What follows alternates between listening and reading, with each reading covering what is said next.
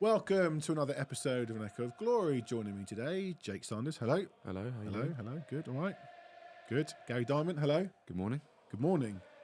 So we record this after a strange night, which we will come to. Like I said, one of the weirdest nights in my life. You have a smirk on your face. Yeah, and I once worked at a Bjork concert, and that was weird, and this was weirder.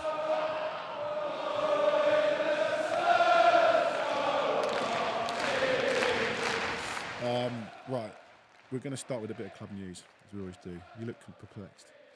I was just thinking how weird she was, and I was trying to remember that weird song that she sang. I can't remember. It's what So it was. Quiet. That's it. Yeah.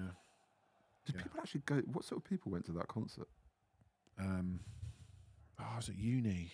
It was just working like as a bunch steward. of weirdos. Apologies to any listeners that went to. She's a brilliant musician, to be fair. It was. She wasn't the only one playing. So it was a weird eclectic mix of. Were people wearing tops of another artist? Yes. To unsettle her. Very good. Did her manager have a pocket? After doing well. Right. Let's start with a bit of club news. 18s had their last game of the season, won 3-2 against West Ham. Finished fourth, decent season. They came back in that game. I think they were 1-0 up, went 2-1 down. And They beat came back. Arsenal the week before. Yeah. Yeah, they had a strong finish to the Good season. end. Must be nice. Yeah. They were 1 down, 2-1 up, 3-1 up, 3-2. Yeah. Sod West Ham. Yeah. Yeah. Then the 21s, you both watched a bit of this, drew 3-3 with Liverpool in the quarterfinal. Yeah. Yep. And then won on penalties. Tottenham Hotspur winning on penalties. What is this sorcery? Talk to me. We're 1-0 down. Kumas, son of Jason Kumas. Donnelly, was that the goal from the halfway line? Or Phenomenal from goal. a distance? Not Brilliant. halfway What line, but what a a distance. goal! What a goal that was. Tyrese Hall, 2, and then he signs a... He signed the contract before that game, celebrated with 2 goals, and then celebrated with a place on the bench last night. 3-3. Your mate Alfie Dorrington own goal. That's what it's gone down as anyway. And then he went off injured, didn't he? Yeah, it was. I got to he say, didn't go off. it was Oh, he similar. did. Yeah, He did go off. He did. Extra time. He did. It was similar to the Villa game where we were very clearly the better team. Liverpool were better than Villa, but we conspired to make it as difficult for ourselves as possible. But when that team plays, when that academy team plays, they can really, really take games away from the opposition. And it was noticeable that Donnelly was sort of in and out of the game, but he had a 15-minute spell where he took the game by the scruff of the neck, and we could have blown Liverpool away in that period. Alfie Dorrington didn't have the best night, a couple of misplaced passes, sort of showed why he isn't ready yet for the first team, but huge potential. And Tyrese Hall was a 6 at the beginning of the season. He's moved into more of the 8 role. He's the engine of the room, the engine of the team. Had a great game, 2 great finishes. And then, we went and stuck away 5 penalties to beat them. Okay. Yeah. You watch it? I watched the pens. I switched on for the end of it. Extra time was penalties, well. the extra time was a bit of a non-event, weren't it? Nothing really It felt happened. like both teams were quite content to get to pens. Dorrington went well.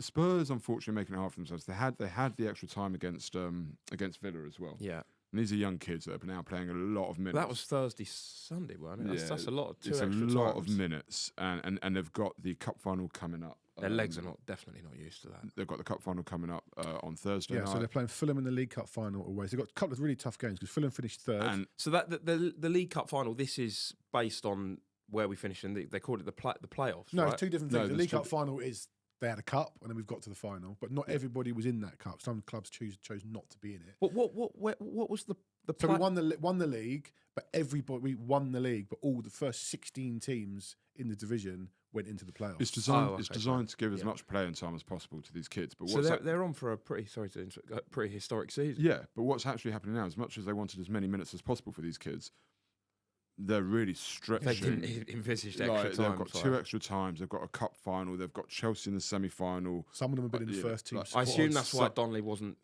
involved Possibly. last No, night. that's why Donny wasn't involved last night. Dorrington's picked up an injury. He won't play. Robson came on at centre-back and slotted right in, looked very accomplished. But these kids are playing a lot of minutes, and it wouldn't surprise me at all if They didn't win goes both a games. bit wrong in the Yeah. coming week, because their legs must be shot. Yeah, so Fulham finished 3rd. They got them in the League Cup final. Chelsea finished 4th. They've got them in the final. Who's in the other Semis. semi-final? Sorry, who's in the other semi-final? I think it's West Ham. Yeah, I mean, their West Ham were good all season. West Ham Forest, maybe. Let's have a look. If I can find it. There's some good talent coming through there. Tyrese Hall Reading, should Sunderland, be. that can't be right. Tyrese Hall should be pushing West Ham for the for a bench spot next season. Donnelly should certainly be pushing for a bench spot next season. Or Europa League as well, hopefully. Yeah, Europa League. The boy in goal, Luca Gunter, looks a really good. The kid that went keeper. on loan to Barnet. No, that was Keeley, was it? Yeah, that was Keeley. Luca Gunter looks a real prospect in goal. I like the look of him a lot. They've got some really good talent throughout that team. Santiago on the left wing has really come to form this season. Because he's done really well. Yeah, It's Reading Sunderland. Reading finished 6th and Sunderland finished 7th. If they do, Doesn't sound the most daunting potential. No, we've ended semis. up with Chelsea in 4th. Don't know how that works. Okay, Women's Cup final. Bit of a disappointment. I got tickets Yeah, thanks to you. yeah. You're welcome.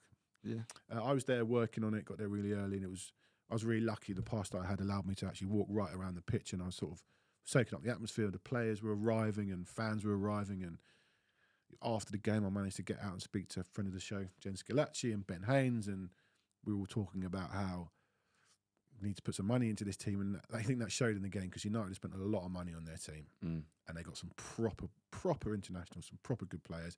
Had she not scored that belter just before half time, you never know, because we were in the game. yeah. But legs went, and Spurs, look, great achievement. But yeah, they were just beaten by the better team. Did you go? Yeah, I did go. It was good, but there was a big gulf in quality. I know it was tight before the first goal, but it didn't really feel like Spurs were ever really going to score in that game. I know we hit the bar, but it didn't really. You know what? It felt like they not froze, but it felt like they didn't really believe they could win that game. That's the way I saw it. They lacked a little bit. Yeah, I think I didn't watch the game against United a couple of weeks ago. I saw like the final minute because I turned on, so I realised that Spurs were 1-up. That's when I put it on. And they equalised. from a set piece. Yeah. And it looked like we were really struggling with set pieces from the off against United. They're a big team. They're well drilled, well organised. But this is a Spurs team that I think has exceeded expectations this season. They've gone beyond where they should have been. To get to the cup final was fantastic. They've broken barriers this season with the wins against Arsenal and so on. They've got a long way to go. I think the goal on the stroke of half time, which was a real shame. So the shame was we were in a good attacking position, a really good attacking position where we should have actually created a goal scoring opportunity. But a bad ball, and it's very similar to the men's team in a way. You know, you give a bad ball, you get caught in transition, and then she's gone and stuck it in top bins, and wonderful finish. But then that just changes the whole complex of the game, and the second half was a bit of a non-event, really. If it had been 0-0 at half time, I think, who knows, you cling in, you get to 70th minute, the 80th minute, you never know, and that's the only way I think that they could have won it. But look, full props and credit to them, and I think the club have said that this is the beginning. I think that the statement from Daniel Levy in the programme notes was, you know, for the women, they've been on an incredibly long journey already, but this feels like only the start of... It's kind of down to him too to build it. But that's it, and his programme notes suggested that they will. And look, you know, whatever people's views and feelings on women's football, it was fantastic to take my daughter. She loves it. She was really into it. I think it's a great route for women and young boys to get into football as well. It's affordable. It's a good quality of football. You can see the tactical game. It's great to see loads of kids there. Yeah, and they try to play really good football. And I think it's a great place for kids to learn the game. Actually, so I'm fully behind it. It was a shame they got an easy game tonight at home to Chelsea, which I'm sure they'll be delighted with. Chelsea very much in the title race, and then they finish on Saturday. Apologies, I can't remember who they finished the season against. I want to say West Ham, but I might have made that up. I could probably tell you in a minute if you Brighton. Want. All right, let's do Tottenham Burnley. You're right. West Ham. It was West Ham. Yeah. Spurs Burnley. We've got to mention it before we come to the City game. Second half FC. No, it was 1-1 at half. Oh, Your prediction wasn't quite right. I thought we played all right. Like it was one of those. Burnley were really poor. We did play okay. Great goal. The Burnley goal. Oh no, Van Both our goals were really good. Yeah. I thought their keeper was the Porro goal. That's gone down the middle. It was a bit of a bizarre one. I think he was expecting Porro to cross it, to be fair. And Porro glanced up, realised that we've got no height and nobody in the middle, so I was just going to welly it. Finally, somebody shot. Same with Van der Ven. Finally, somebody shot. And what happens? You score. I thought we were in total control of the game. Their goal was a farce. Absolutely So many farce. missed tackles, weren't there? It was awful. Yeah. Oh yeah, from back to front. It was Sarr sort of half made a tackle. Johnson and then Sarr. Johnson sort of couldn't get a toe on the ball. Yeah. I don't know who. Just got to trip the man up, right? Yeah, on the halfway Just line. create The way it's just horrible the way that a team like Burnley, no disrespect, can carve us apart like that. But it's just missed. It's just like no. But even after the missed tackle, it's just like one ball through. It can't be that easy. I mean, look, once he skips past the tackles, everything does open up.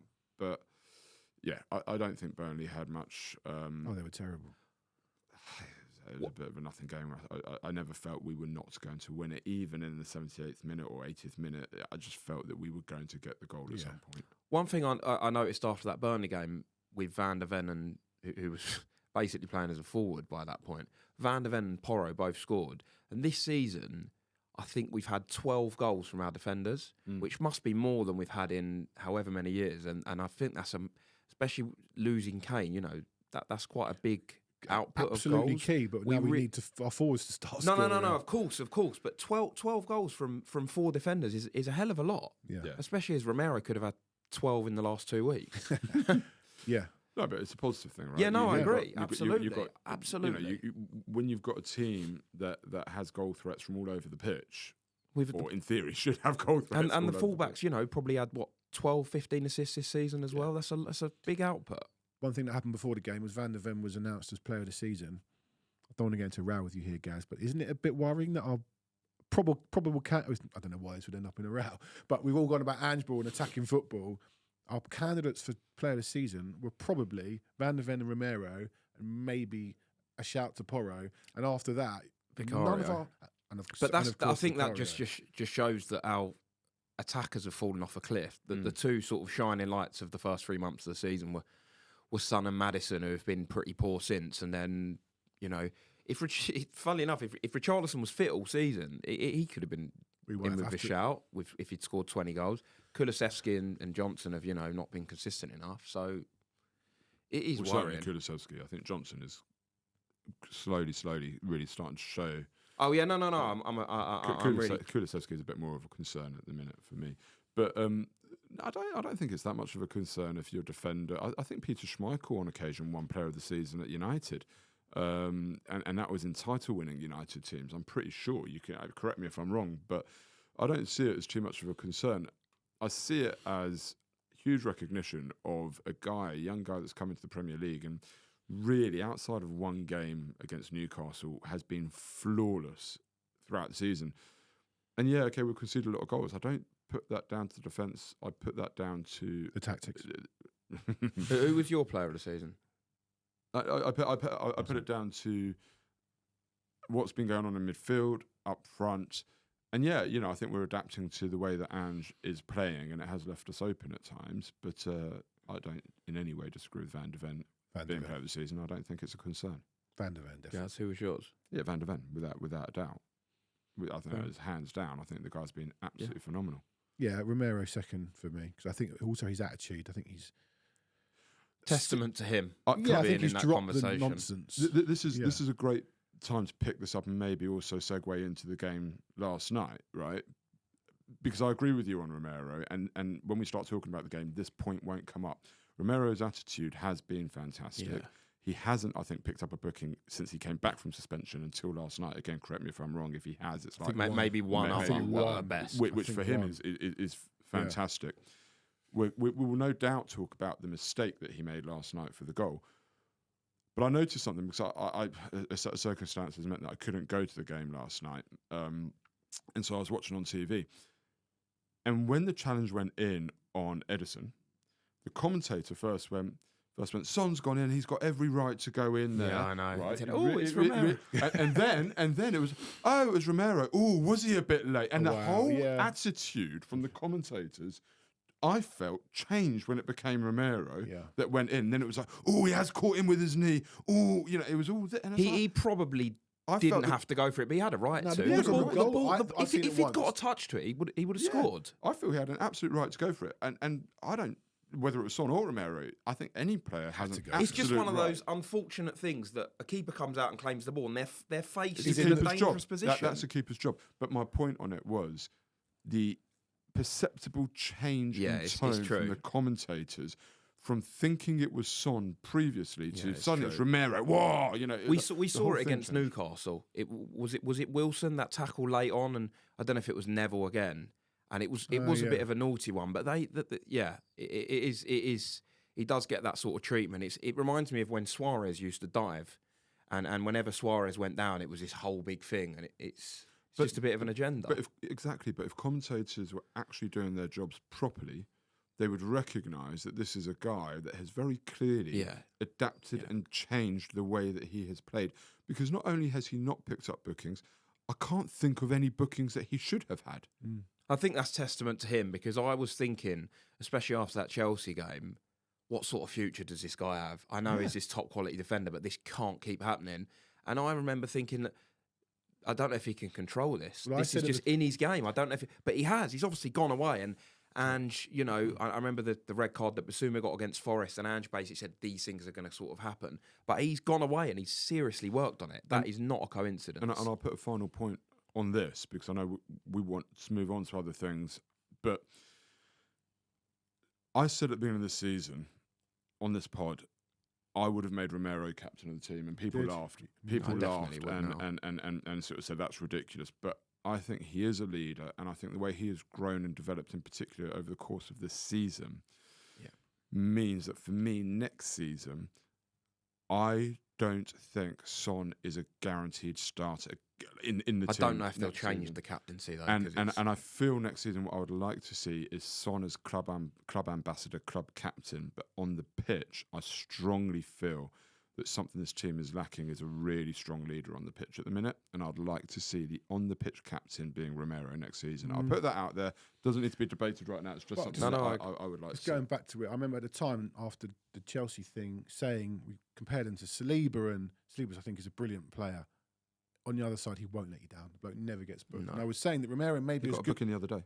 Okay, but you know what I mean? He won't let you down with a suspension. I was saying Romero could be as good as Saliba. I'm not in that game of he's better than him, but he will let you down. And he has since then. He hasn't. Hasn't at all. He hasn't. So now he's curbed that. Fine. Let's talk about last night. I'll start. They even mentioned last night. When Romero, was it that tackle or another? No, Romero got sent off in this fixture last year. Yeah. They couldn't wait to get it in. Yeah. Yeah. Yeah. Well, there you go. That's the agenda. Right. Last night, I'll start with the formation, which he changed. Plan B came out, game 37. Plan B, I mean, Plan B and then some. Yeah. It was a real change. Vicario in goal, Porro, Romero, Dragusin and Van der Ven back four. And then this is based on the average positions on Opta. Then in front of them are three of Bentancur, Højbjerg and Maddison. Sarr in the 10 and Johnson and Son down the middle. It was it was more fluid than that. There was a lot of ins and outs. Sarr was playing false 9 at one point. Okay, great. Change the tactics, look more solid in midfield, get all of that. Let's just start before the game. Well, I'll start with me because I went to the game and I wasn't going to go. And I thought, you know what? This is an I was there sort of game. Yeah. I wanted to see how it played out. Walking to the stadium was a bit flat. Into the ground, I think you made the points before we came on there. The first song was about Arsenal. Mm-hmm. But we played well, first 15, 20 minutes. Bentancur had that chance. And I was intrigued to see how the response to it was. And the crowd went up and it was a, go on. Oh, good save. Applause corner. I was like, okay, the fans are into this. I never felt that the fans were willing City to score. There wasn't a rousing, raucous atmosphere because it was odd. But we'll come to Ange's comments later. Then I never sensed that the bloke next to me or the bloke in front or the bloke behind me were willing City on. We'll come to Andrew's comments. I think it was a sad night for Tottenham Hotspur Football Club, all round. And the shame of it is there are a lot of positives that we could have taken from Ange showing tactical adaptability and tactical nous, and that was tactical nous. Absolutely. I really do think it was. Does it gall you a little bit that he didn't do it in previous games? I think it's something. I think it's a learning curve, and I think, in as much as he adapted tactically, he didn't forego his principles. And it's another point I made on the pod a couple of weeks ago. tweaking your tactics or it doesn't mean you sacrifice your principles. We were still on the front foot. We were still aggressive. We were still retaining possession and possession base. We were still pressing high. Yeah. So none of his principles were sacrificed. It was just showing the tactical nous. And I think Ange needs to go away and recognise actually there were, you can skin a cat different ways, right? Like, and last night showed that. And so against the better teams, that box midfield where you really compact the middle and you keep your fullbacks back a little bit. What I liked actually was Porro was still going on, but Van de Ven was sitting in a little bit, right? I just thought the balance of the whole team last night was really, really good. So there was positives, but as a Spurs fan, for a Spurs fan last night, I thought it was a really, really sad night. So there's a lot of debate about whether Spurs fans are right or wrong for wanting their team to lose. Let me say this. No fan should ever have to be in that position. Yeah. No fan should ever have to be in that position. It was a filthy position for a Spurs fan to be in. The amount of stuff that had to come together for Spurs to be in that position is unreal. The fact that the game was then having been postponed and delayed. The fact that Arsenal lost to Villa twice. The fact that Rodri missed 3 games this season. 1 was against Arsenal, 1 was against Villa, and they lost both of those games. The fact that we had the sort of stuff that went on. The amount of stuff that had to come together to put Spurs fans in that position last night is unbelievable. And yet there we were in this really sad position where you never want your team to lose, but you don't want Arsenal to win the league, right? What are we to do? What was a Spurs fan meant to do last night? It is a no-win situation. And even then, I know, and the worst possible outcome that could have been last night was a draw. Yeah. That was the worst possible outcome. And even then, when Son went through, and I know through the game, I'm watching it, and I'm like, come on, Tottenham, and I want us to win. But I'm also like, oh, God, what if we actually bloody win, right? Because we're still relying on Palace to beat Villa. A draw's not good enough. I've got every faith we'll beat Sheffield United, but we're still relying on Palace to beat Villa. I don't necessarily believe Palace will beat Villa, right? So, this whole conflict throughout the whole game. And then Son goes through in the 79th minute. I didn't know what to do with myself. 86. Was it as late as that? I didn't know what to do with myself. I think it was as late as that.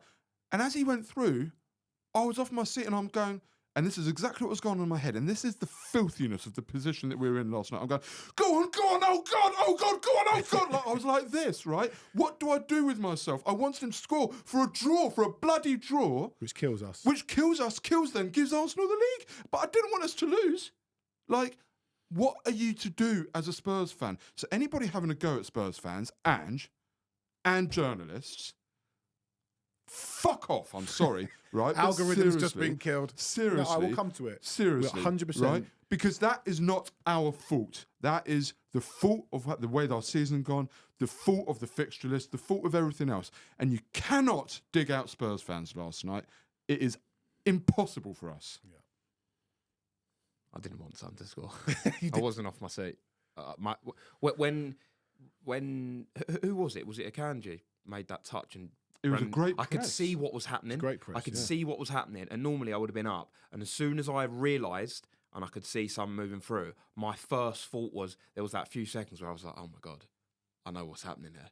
Yeah, I know what's happening here." And do you know what? The first thing I did when some went through, I quickly glanced at the clock to see 87. If it does go in, how you long knew that left, because I knew there was going to be 10. Time. So yeah, I'll be honest. There was not one part of me that was willing It- to score. he made 3 big saves, by the way. Yeah. Ortega. He was brilliant. That moment when someone went through just summed up to me how filthy an evening it was. But I for Tottenham completely fans. agree. It was horrible. Like every sinew of my being wanted him to score because I don't want to lose.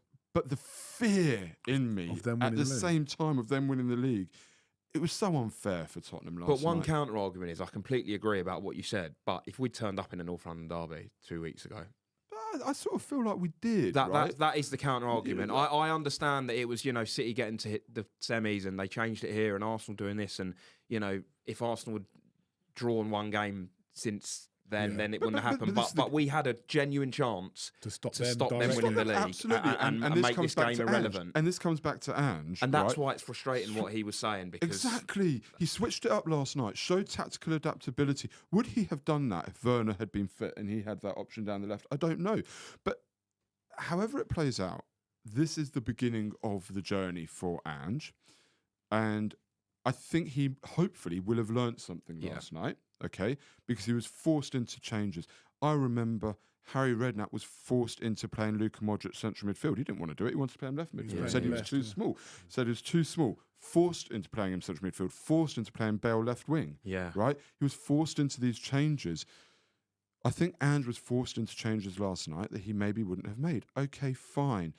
As long as he now takes that on and realises he has a plan B. Are you saying that Sar's going to be our new centre forward? No, I'll tell you what I actually I'm thought. joking, I'm I'll joking. actually tell you what I thought last night was that a player of the profile of Ivan Toney Yeah, I agree. would have I been agree. the most perfect player Because last when they night. look up, There there's was no one in the clearly box. that you could see if you didn't watch Spurs and didn't know who our players were, you could see that we weren't playing for striker last night. Yeah. It was all a bit. Son was But here, the way, Maddison but the was way there, that Maddison Brennan and Johnson was Sarr, coming in. the way that Maddison and Sarr in particular were playing. Yeah. Now, if you had Ivan Toney instead of one of those No, I two, completely agree. I He can completely drop agree, into yeah. midfield. Yeah. Like we saw it against us. He dropped so deep into midfield and picked up the ball, was comfortable on it, comfortable under pressure on the ball. I don't know how much I want. I don't want to get. Ivan Toney's a profile of You player. want his ability more than I his. want Ivan Toney the profile of player Yeah, and capability. not right? I his. think he would be absolutely ideal. And last night, I think, showed why. Yep. All right, Ange Postecoglou, forget the game. We lost. Our City are probably going to go win the league unless West We Ham. played really well. Played really well. We looked more solid. We were better from defensive set pieces, drag us in one of our headers, which we'd all been calling for weeks. Stick him in there because it's clearly a problem. He suddenly decided to play Van de Ven. Fine. But the set piece thing, let's just pick up on that. This is another thing. I'm fully Ange in, right? But I think anybody is open to criticism. Yeah. Ange turning around saying set pieces won't be the reason we won't get to where we want to go, so I'm not focused on them. But then, hang on, against Liverpool, against Burnley, against City last night, it looks like they have worked on them. It looks like Vicario's coming off his line. It looks like they're doing Well, things he's been more differently. aggressive. The bloke's coming to him against Burnley, especially before the corner comes, pushing him out of the way. It looks like there have been changes. So, you know, Ange seems to have contradicted himself in a few ways with what he has said, including things like earlier in the season, I'm not going to tell the supporters This is how what I they should wanted to support say. the club. Yeah. Right? But he has worked on set pieces quite clearly. So, and it's good. It was better. We didn't look like we were about to score a set piece. I wasn't Concede, yeah. burping myself against Liverpool, City, or Burnley that we were going to. And City got some big boys as well. Yeah. They play four centre they backs, Rodri, and they Haaland. score set pieces. We won the first contact most of the time on the set pieces yesterday, which we haven't So been doing. it wasn't necessarily just Dragushin. It was there's a different setup. They've worked on it, and it looks better. Okay, great. That's So what we why want. did we not do that earlier? It's almost like he didn't want to show weakness. Yeah. And you know, being criticised by the media, and he, you know, he's sort of batted it away, but then he has behind the scenes done something about it. knows. I think he must know. He's not stupid. He's not The stats are there. Are you saying that he should have come out? They were always going to work on it because no football manager is going to let that constantly happen. Correct. Are you saying he should have just come out and gone, all right, we've got a problem, we're going to deal with it? He didn't. Oh, yeah. yes, absolutely. Yeah. Well, okay, so what he said last night, just a snapshot. The foundations are really fragile. He's gone full Conte for me. The foundations are really fragile. The last 48 hours have shown me that. It's inside the club. Okay, we don't know what that is. Maybe the tea lady wanted Tottenham to lose. And outside the club. Well, the outside the club, that's us, right? He then spoke about changing the mentality around the club and making changes. Great. He also said, outside, inside, everywhere. It's been an interesting exercise. It's just my observations, mate. I'm the one who's got to do it. You can make your own conclusions, assessments of what's happened. I understand this. I probably misread the situation as to what I think is important in your endeavour to become a winning team, but that's okay. That's why I'm here. Basically, he's saying you lot wanted to lose to Arsenal. You wanted to lose to Man City. He had an argument with a fan who reportedly, I don't know if it's true, and was bellowing instructions, and the fan said something along the lines of, calm down, mate, we don't want to win anyway. And Ange, kind of rightly, in a way, What did he exactly say? Could we make? no one really knows. But No. What did Ange say? again, don't know. But he's obviously had a pop at him. And that's fine. Can I just say we nearly went a whole season without our manager slagging us off. Yes, it got to We've match got week so 37. close. I disagree that it was full Conte. I think Conte manipulated a situation to Yeah, I extrapolate know. I was being himself, flippant. I know. and I think he was trying to burn down the club. I think Ange's Ange comments is- are yeah. coming from a point Yeah. of wanting us to succeed. And look, Ange was 100% correct in his stance and wanting the team to win and setting that team up to win. 100% correct. He's got a job to do. Mm-hmm. He was 100% wrong in not being sensitive He didn't read the room. to how difficult this was for the Spurs fan. And as you've said, he said months ago in one of his pressers, "I'll never tell anyone how to support their club." Yeah, but he meant that in a way of if fans were booing, didn't he? He's not. Yeah, He's it was talking about specifically Tottenham related.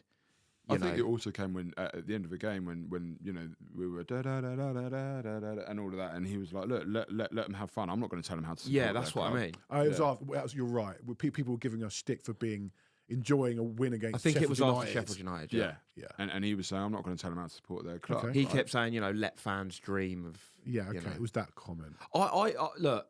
I absolutely love Ange, and I'm still fully behind him. But the way I saw it is we've completely collapsed in recent weeks, and he's just sort of let it play out. And he knew that last night was a really sensitive situation, and it felt like, maybe I'm wrong, it felt like out of spite, he really specifically wanted to win that game. Why? Where was this against Chelsea, Fulham against away. Arsenal, against Liverpool, against Newcastle? He sort, he's not looked that interested in them sort, and now he sort of really suddenly wanted to win this game when he knew it was a game where not It's everyone just else that, wanted he's getting to win. angry post-match about it. Where was the anger after 4-0 to Newcastle reserves, 3-0 at Fulham where we didn't turn up? I knew he was going to be agitated. I absolutely knew it. You could see it on Monday in the presser. He was boiling, I watched wasn't it, and I knew for a fact that he was going to get really agitated when the first question was, "You do realise that a lot of match-going fans want to, and he sort of batted it away and said, social media." And I thought, you're in for a shock if you think it's just social media. Yeah. I'd say it was. Gaz, he also said last night that our fans have played a great role in getting behind us and helping us score late winners. My reaction to that was, we don't want to be sucking the ball in at home to Burnley, Luton, Nottingham Forest, which we've had to do in recent weeks. The performances, as we've said a few times on here and offline, Gaz, for me have been rubbish. You lose 5 games out of 6. Yes, we've lost to the best team in the world, but it's still 5 out of 6. You don't have much wiggle room to come out and slag the fans off. You do not. Was it our fault that Son didn't stick that one away? Well, exactly. And had he scored, there would have been cheering. There would have been a lot of cheering. Yeah. There would have been a lot of cheering. The ground wasn't rocking last night. He's, as you said, I think he he's should just read the room a little He's bit just better. And misread he's the room. doubled down on it. You know, I'll be interested to see what he says pre-Sheffield Yeah, United. I Does he agree. continue to double down? All he needed to do last night, It was just praise the team. all he needed to do was say pre-game and post-game, I get where the fans are coming from. Yeah, I agree. It's not for me to tell them how to support us, but my job is to set up a team to win. Yeah. That's all I agree. he needed to do. And for a guy who is as emotionally intelligent as he supposedly is, I think he got this very wrong. He didn't need to slag the fans. Then again, if he had a fan behind him having a go at him, No, that's unacceptable. no, that is completely I unacceptable. didn't want us to win, but And in the ground, that's not. he's completely within his rights to have a go at that fan. 100% within his rights to have a go at that fan. 100% doing the correct thing, setting his team up to win, trying to win, saying, I don't care about Arsenal. It's not his job to care about Arsenal. He should care about Arsenal as much as he cares about Wrexham. It's irrelevant to him. Yeah. Well, you could tell by his comments he got asked about the songs. They asked him, "What did you think of the anti?" He just said, "I don't." His words were, "I don't care, mate." Yeah, That's it. Last night. He Yeah, doesn't I read care. it We back. have to wear the defeats. We have to go to work, sit in our WhatsApp groups. We And have that's to what wear it. And that's what he needs to understand, Yeah. right? Is us not wanting City to win last night, but not wanting Arsenal to win the league. It wasn't about wanting City to win the league. It was about not wanting Arsenal to win the league. Okay? And, if we had been in a position where a win last night for us or a draw would have put Champions League qualification in our own hands on the final day, atmosphere. then it would have been very different. Yeah. And you could almost swallow, Son goes through, but we know a draw puts Champions League qualification in our own hands. Yeah. Then it's like you can almost swallow Arsenal winning the league as long as we then go on and get Champions League. Yeah. Let me tell you something, okay? This is the sad reality. Arsenal are going to win the league in the next 3 seasons. That is going to happen. Okay, Guardiola will leave City at some point. Liverpool are not going to be as strong as they are. United are miles off. Chelsea, I think, are screwed to hell. I don't think we're going to see, even with all the financial clout of Newcastle, they're so crippled by financial fair play. Villa, okay, but You've missed out a team. Tottenham Hotspur. He's coming to it. right? The two teams, or the one team that is best set to really capitalise over the next few years is Arsenal. They're going to win the league. It's going to happen. Okay? So going back to Ange's comments, we do need, from next season, as a club, to move away from what Arsenal are doing. Move away from it. What we need to focus on is being the club that starts to challenge them, because City, I think, will fall away. They cannot be as strong as they are at the minute. And if Guardiola leaves, God, I mean, that's it, right? It's free for all. It's a free for all, right? We need to focus from next season. We have a manager here that clearly wants to win. We are a club, I believe, as fans, we want to win.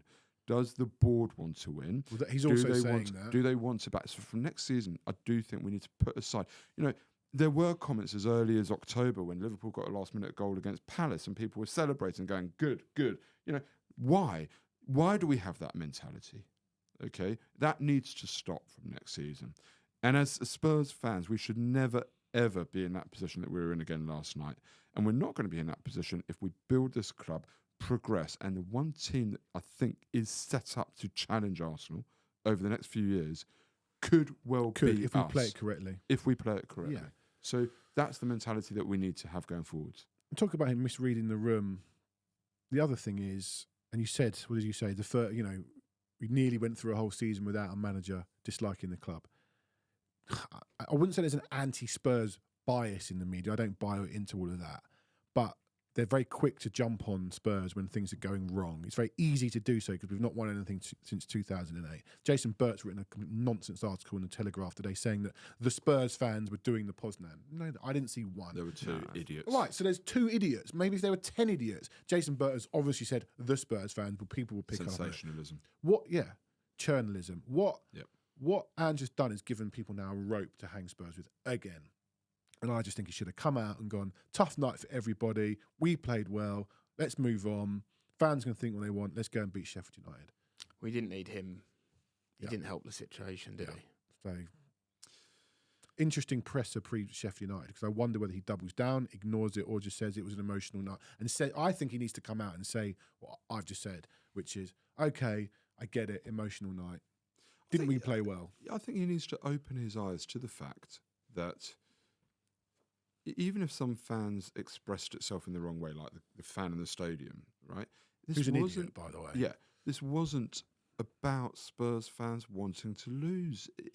Every sinew of my being wanted Son to score, but I was terrified of the consequences. It's a unique situation for us. He needs to understand the dichotomy of that situation, which I can't think, in all my years watching football, I can't think of another club that's been in that situation, apart from us at Old Trafford. Liverpool fans booed their own team when they kept attacking against Blackburn in 94-95 because they didn't want Man United to win the league. Right. Liverpool, the greatest fans on earth, yeah? And you're right, that did happen. And I remember when Jamie Redknapp scored that free kick, Anfield went, and that's his team. It happens. I think the thing that was in the build-up to this game, right, because before the game, they asked Brennan Johnson, Sky, and they said, about Spurs fans potentially wanting to lose the game. And he said, we know there's been a lot of noise. We're aware of it. Was Ange not warned, though? He knew. People around the club. No. But he said in his presser, it's social media. There's fans within the club. Did no one sort of go up to him and go, there is a lot of match-going fans that genuinely... Maybe he did. Maybe that's the inner thing that he meant. Because maybe somebody did try to educate him and say, Ange, listen, you need to understand. And Ange went, I'm not understanding that. But the thing that frustrates me from that point of view is I hope that Ange becomes a legend of the club and wins it. But we carry this forever. Yep. He will go eventually. Yeah. Brennan Johnson will be sold or retire eventually. We will carry this, right? And we still hear every single time we play them about them winning the league and their captain winning the league at Tottenham win the 20 years later. Yeah. We will still be hearing about this when I'm in my 50s if City had not won last night. He needs to understand that. It's a lack of understanding. And let's be clear, when we were in the Champions League final, I was speaking to Arsenal fans that were saying they would sacrifice their Yeah, European loads of them place. said that. Like they'd sacrifice their European place. They'd do whatever it took for us to not win the Champions League final. They weren't thinking about the good of their club in that moment. I don't blame the fans. I don't blame the fans one bit. I think, like I said, that we were just in an impossible situation. I blame Arsenal for putting themselves in that situation, not beating Villa, which incidentally, Yeah, but thank God they didn't beat Villa. But okay, thank God they didn't. But if they had, we'd be in the Champions League. Yeah, true. Right? So, Arsenal, how lucky. Rodri missing 3 games. Arsenal and Villa, that screws Tottenham. Of course it screws Tottenham. It could only be Tottenham. It goes back to 5th place should have been Champions League this season. Everybody's going, England a spot on. How the English team collapsed for us to not get the 5th spot is untrue. Yeah, but we've got ourselves to blame for not getting top 4, Of course. I know it's just constantly happening. Chelsea win the Champions League. Robin misses a penalty that would have put them out. Messi misses a penalty that would have won it. Why? Because it screws Tottenham. Sissoko handballs again, but 3 hours before a rule change that means it wouldn't be handball because it screws Tottenham. I didn't see us going down this route. But everything comes together to screw Tottenham Hotspur Football Club, and I think managers or whoever inside the club needs to just go. Your point. We wear this. Yeah. We carry this. Scars us. These are the scars that live on us forever, and people prey on all the time. Don't give them. If we'd won last night, right? Yeah. You'd have woke up this morning and you'd have thought the first thing you'd have thought Arsenal was are going to win the league. And what would and you think Ange would have thought that? He'd have woke up buzzing. He'd have woke up thinking, "Come on, Palace." That's what I mean. And let's do. But this is the point. They said the other day, I'm sure the Spurs fans were cheering on Liverpool goals on Monday night.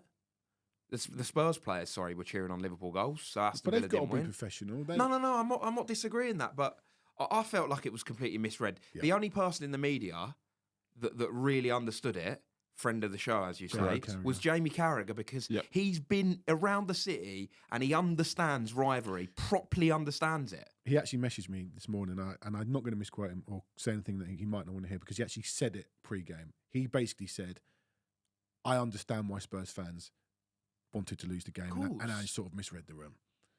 That's it. And that's it. And all Ange needed to do last night, I think we should talk about the tactical switch and come on to the positives of the game, but all Ange needed to do was say, Spurs fans are in an impossible position, which I understand, but I've got a job to do. That's it. That's all he needed to do. He could have batted it away a lot easier in that presser. He didn't need to blow it up. The counselling comment wasn't very nice. He had a pop at Charlie Eccleshare, friend of the show. What was the counselling comment? He said, something like, if I'll tell you what. Sorry, I listened to it yesterday. So go on. Go on. It was basically like if fans don't want to win, they should get some sort of counselling session. Well, I thought he said to Charlie Eccleshare said something on the lines of, "Do you understand how much this means?" And he said, and Charlie went on to say, "You've seen on social media the number of people that." And he said, "It's not if you're listening to social media, you need counselling." I think Ange needs to understand this is not reflective of a Spurs fan's mentality. We are desperate to win. We are behind the team. We have been behind the team for 20 long, hard, bloody years, and longer than that, right? We have suffered. We've been the butt of the jokes of every other team. Why? Because we're the club that aspires to try and break the mould, okay, and not quite getting there. And for that, we get mocked. You don't see Everton getting mocked. You haven't seen Villa getting mocked. You haven't seen Newcastle getting mocked. You haven't seen these teams getting mocked for not winning silverware. We are the butt of the jokes. Why? Because we aspire to try and do something, right? And we wear, I think what your phrase there was, we wear it. We wear this all the time. And we will stand by the club, and we will support them through anything. And we will be back with them against Sheffield United 100%. So just cut us a little bit of bloody slack and understand this isn't reflective of our mentality. We're desperate for success. Yeah. Desperate for you, Ange, to have the winning mentality. We love your winning mentality. That needs to be that needs to be said as well. We love the fact we love your winning mentality. Love your attitude towards the game last night. It's 100% spot on. Anything less than your approach to last night would have been wrong from him and from the team. But understand us. That's it. One last thing as well, talking about this whole mentality stuff, and I hate to dig at Ange, but he threw a cup this season. Yeah, played Davinson Sanchez when Sanchez was getting sold a couple of days later. He threw a cup this season. Yeah. Sanchez was getting sold a couple of days later. They When must we were have in a known really this. good moment, he threw You know, that he's cup away. He talks about building a team. I've spoken a lot and defended not playing Højbjerg because he's building a team and Højbjerg's not going to be a part of it. And you're quite right. He went and played Davinson Sanchez when he knows that Sanchez is being sold a couple of days later. You're building a team, mate. Don't play a guy that's buggering off. It just felt like he took it a bit personally, didn't he? He's taken it as almost a personal attack on himself. I think there's a lot of learns throughout the season and a positive one. Some of the positives from last night, we've mentioned set pieces. I thought the tactical change really showed that Ange has got that tactical brain that you've been questioning without sacrificing his philosophies. I thought the performance was really It was basically good. strikerless. If we'd had a good centre forward, we've got something. I think on another night, on another situation, the way we played would have had that crowd absolutely. If we played like that in the North London derby, it would have been a furious atmosphere. We would have got something. Furious in a good way, you know, that real energy, seeing us going at that team and reducing them.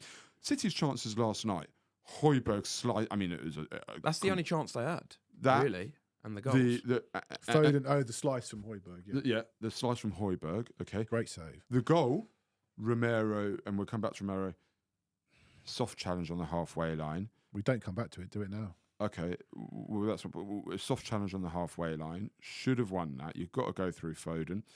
Bentancur can't make the challenge because he's made a silly challenge in the first half. Bentancur last night was brilliant, and it doesn't surprise me because actually he had more players around him. Yeah, he didn't. You know, he wasn't required to do as much. Exactly, and it played to his strengths. It played to the strengths of the team. So it didn't surprise me that he had a much better game last night. There wasn't so much onus on his shoulders, right?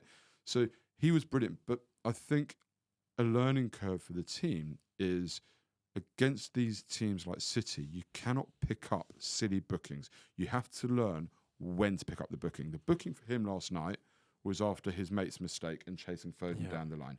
That's your booking. Take that booking all day long, right? But because he'd been booked earlier, he couldn't make that challenge, and the booking that he picked up earlier was completely unnecessary. And the only thing in the middle of the pitch, the only thing he did wrong the whole night, but it had a ripple effect on the rest of the game. And then Højbjerg not tracking De Bruyne into the box was criminal from Højbjerg again. It was just really lazy. But he watched De Bruyne walk past him. So there were three things in that goal. And going back to Bentancur, by the way, because there's a lot about when he came his off. reactions being substituted, and people saying, "Oh, you know, no problems with that." I loved that. Loved it. I always no loved it. I used to love it when that. Dele Alli used to do it. He was frustrated because No he problem knew with that we could have won. He was frustrated because he knew he couldn't make the challenge on Foden, which led to the goal. And he was frustrated as well because a minute before he was taken off, he pressed like a maniac, barged past one of their players and knocked him over. And interestingly, I saw the referee call Son over, and I think the referee said to Son, "He's got one more." Not even that, the next thing that he does, he's off, right? And I had in my head even before he pressed and barged past that guy, we can't lose Bentancur for Sheffield United. We cannot lose him for Sheffield United. That is a game in which we need a point as a minimum, okay? We cannot lose him. He had to come off. And I get his frustration. I loved it. Edison was similarly frustrated when he came off, right? Yeah, so anybody having a go at Bentancur, you're wrong. I think you've misinterpreted why he was frustrated. He felt we could have won. We were there to win, and just little. I don't think it's just that players just never like coming off. Especially when he was playing well. You rarely get a player that comes off when they're playing especially well. with the season he's had. He's just played well. This is probably his brilliant when he came on against season. Burnley. But he needs to recognise that he can't be suspended against Sheffield United. Yeah, right. Quickly with Sheffield United. God, you almost feel like our season's already over, don't you? After the stress of the last week. Look, I think if we might not need a point. We might not. I don't think we actually will need a point. If Newcastle and Chelsea don't win, which... Well, we only need to finish sixth to get in the Europa League. If one of them draws... No, not necessarily. That's if City win the Cup. You've seen Man United play. Do you know how these things work? We've just spoken about how the world conspires to screw Tottenham. So, look... We should. It shouldn't even be a question of whether we need it or whether we don't, right? You've got to be going to Bramall Lane on the last day of the season when they're relegated, and you've got to be winning there. You know my thoughts on this. Yeah, but you've got to be winning there, and actually, Ange needs to back up his "I'm building a team to win" by taking a team there to actually go and win. I'm really intrigued about this because we've got a horrific record, not horrific, a bad record at Sheffield United. It doesn't really matter these are new players, it's a new manager. Sheffield United are relegated. If one of the internal things he's talking about is some players, we don't know, I'm very intrigued. If he's throwing some players under the bus, Sheffield Sunday could be a disaster. Could be. I don't think. I think what I really hope will happen over the course of this week is Thursday or Friday. Friday, I think the presser will be, and reflects and says, "Look, the fans are in a really difficult position. I get it. I've got my job to do, and that's going to continue against Sheffield United. And I know the fans will be straight back with us. Okay? End the season on a nice. We're going to end the season on a high. To finish 5th in this season, I think will be. It only feels disappointing because of the start we had to the season. But at the beginning of the season, we would have all taken it every day of the week. If you would have said, we're going to finish 5th, we're going to play some great football, we're going to have some tough times too, you'll go, that's probably exactly the way the season will be. Two or three places above, playing some many exactly. We've had some tough times, but lessons learned. I think the club has evolved and developed. I think Ange is desperate to win. Great. The fans are desperate to win. Great. Arsenal haven't won the league this season. Yet. Great.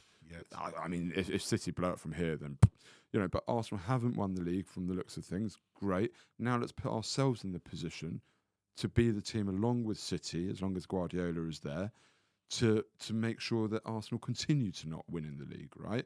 And that, never mind Arsenal, we are the ones that, City come to us on the last day of the season, or the second to last day of the season, and having to beat us to prevent us winning the league, right? That's where it's got to go, and I think it starts against Sheffield United. We've got to go out there and get a good win. Everybody can go home feeling content with the season and looking forward to a very active summer, and it should be a very active summer. Okay, get your predictions in a minute. Talking about an active summer, should point out to readers, watchers, listeners, we're not recording during the summer any sort of live shows or pre-recorded shows. If there's some transfer news, we might dip in and do a show, but ultimately we're not going to be here chatting Spurs every Tuesday. We have recorded some season look-backs, 90s, 2000s, Champions League season, last season at White Hart Lane. So we'll be dropping those different points on a Tuesday during the summer, so look out for those.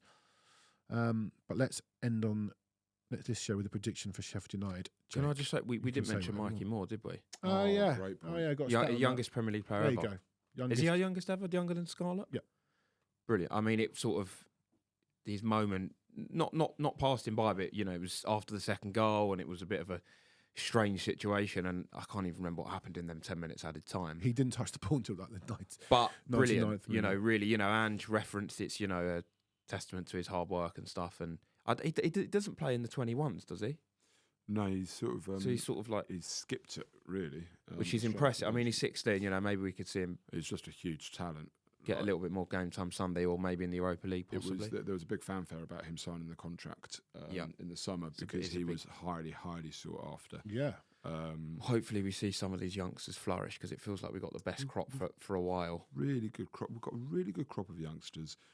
We've got, I think, a great coach in Ange. We've got great fans, irrespective of what anybody says last night. We're so well set.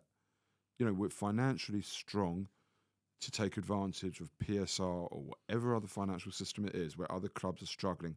We are not. Do we have the financial liquidity? I don't know. But, just do it. Just get the squad in, because we are well set to really challenge from youth level up. We're seeing it with the youth. The under-18s had a strong season. The under-21s had a strong season. On that, guys, if you're in the Champions League, it makes it a lot harder to play these players. Yeah, it does. You've got to play the same team, especially with every 8 week games in the Champions League. There could be 2 or 3 games where we're hopefully through. Yeah, I think the Europa League is not a bad thing for us. You think back to the silliness of Arsenal fans when we battered them and they choked 4th spot and we took it. We're ahead of expectations, and actually Europa League's better for us anyway. Again, sometimes you have to consolidate in order to progress. And it was better for them. It was, and I think next season Europa League. And the format of it, by the way, without no Champions League, without Champions League, you see that graphic doing the rounds on Twitter. I'm looking at that. The is so. I know people will give us the whole trophy digs and stuff, but that is so winnable. That's the most winnable Europa League ever. Yeah, It I'm is. looking at the teams there, and There's I'm going, no potential. We've seen in recent years Barcelona dropping down, Dortmund dropping down. yeah. Leverkusen didn't drop down, I think the only team that really caught my eye was Roma. Yeah. but also the English teams as well. We're probably going to have no United, no Liverpool. Chelsea. It's will be- probably Chelsea. maybe Chelsea or Newcastle. Newcastle, one of them two, or maybe It United. would be one of those two, and the other one will go into the Conference Conference League. But my point is, it's winnable. It is very winnable. Whether we do that or not. It's very, very winnable. Yeah. I think there's a lot of positives to be taken. It just doesn't feel that way. It was a very sad night to be a Spurs fan, to have to be put in that position. I think Ange went about it wrong went about the game entirely right, went about Post-match. the Spurs fans entirely wrong. Yeah. But lessons learned, including you can change the formation and system a little bit and not sacrifice your principles. Hooray. Great. We got there. Great. That wasn't my prediction for Sheffield United. What? All of that. Hey, what's your prediction 3-1. to Sheffield United? It's us. I think we'll win. I think Can we end on a clean sheet? Is that Yeah. too much? I'm No. going to go for a clean sheet. I'm going to say 3-0. What are you going I for? think we're going to draw. You think we're going to draw? Yeah. We've got a habit of playing relegated teams, haven't we? Away from home. Yeah. on the last Leeds. Leeds. Newcastle, Leeds actually weren't down, but Newcastle, Yeah. Norwich were down, weren't they? Yes. When we got in the Champions League. Yeah. Newcastle, what? Newcastle beat us 5-1, didn't they? Yeah, When we needed a and they point. Were down. they rig- Yeah. They were relegated. Yeah. They were relegated. So Newcastle, Leeds, Norwich. Yeah, Sheffield United. You believe we're going to draw because you're concerned about the knock-on effect of what's happened this week? I think The you're. caveat I think is you I want- almost know how we might get on based on what Ange says on Friday. I know that sounds a bit mad, but you can Yeah, sort of it possibly get a gauge from the mood. My caveat there is if the inner thing is something on the players, my concern there is. Look, we I don't should- see Ange calling out the players. I reckon it's what you said. The tea lady wanted City to win. Just a side note, because it's relevant to the pod as well. Mikey Moore has just been assigned his legacy number, and he is the 883rd player to be awarded a legacy number after making his competitive debut for the club last night. Very nice. There you go. So you think we're going to draw? I do. And I'm usually wrong. I don't know about that. Okay. All right. Thank you, gentlemen. Look at that. We are nearly on an hour. Do we sit here for another 55 seconds just to get it an hour? What should we do for 50 seconds that we've got? You want to sing a song? I'll do a Bjork. Should I do a Bjork song? Go on. It's always also it's quite- relevant to the stadium last night, actually. How topical. Yeah, it's also quite right. I'm not going to sit here for another 35 seconds. Gentlemen, thank you for your time. You'll be back. We're doing all of us next Tuesday. The regulars, you, Gary D, Jake Robson, all going to be in. We're going to do a season review next week, as well as looking back at Sheffield United. We're going to give everyone their report cards, A+, A-, whatever. We'll do a bit of that. Right. 15 seconds. I'm going. Thank you for listening, watching, reading, whatever you've done. And up the Spurs.